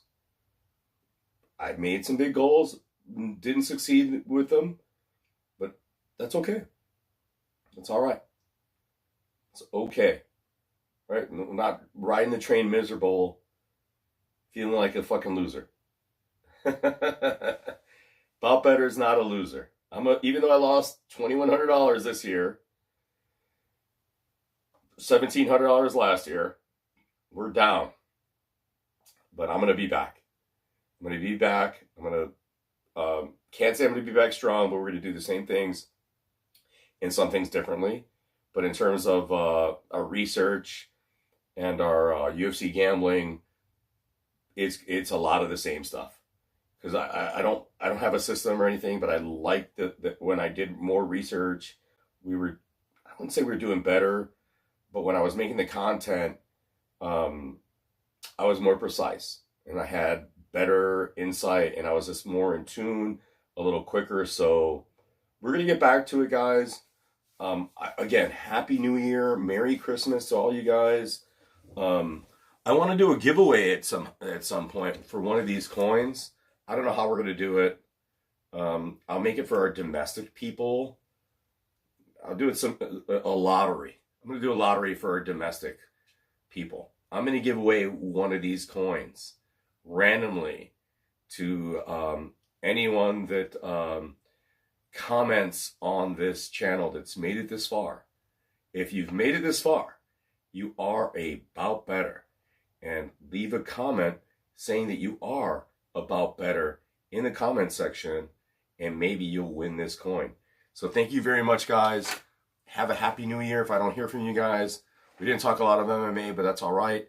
Enjoy your cigars, enjoy your beers, invest in something, invest in yourself, work hard, continue to do well, and we're going to see you in the new year. We're going to do a lot better, guys. Thank you so much. You are about better.